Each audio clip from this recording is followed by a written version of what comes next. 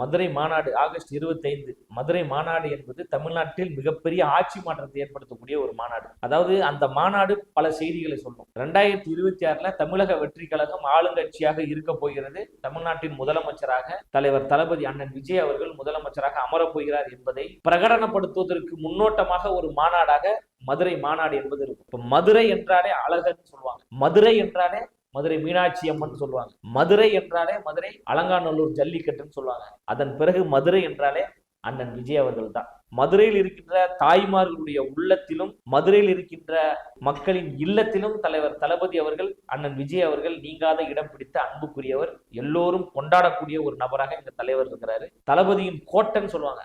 தளபதினா நீங்க அந்த தளபதிக்கு பேர போறீங்க. எங்க வெற்றி தலைவர் தளபதி அண்ணன் விஜயின் கோட்டைன்னு சொல்லுவாங்க மதுரை. அந்த மதுரையில ஒரு மாநாடு நடக்க போகுதுன்னா அந்த மாநாடு எப்படிப்பட்ட ஒரு மாநாடாக இருக்கும்? விக்கிரவாண்டி முதல் மாநாடு விக்கிரவாண்டி வி சாலையில நடைபெற்றது. 10 லட்சங்களை கடந்து 12 லட்சம் மக்கள் வந்தாங்க அந்த மாநாட்டுக்கு, முதல் மாநாட்டுக்கு. மதுரை மாநாடு என்பது டபுள் மடங்கு வருவாங்க. 20 லட்சத்திற்கு மேல் மக்கள் வருவதற்கு தயாராக இருக்கிறாங்க. உளவுத்துறை ரிப்போர்ட், தமிழ்நாடு கதிகலங்கி இருக்கு, ஆளுங்கட்சி கதிகலங்கி இருக்கு, மிரண்டு போயிருக்கிறாங்க.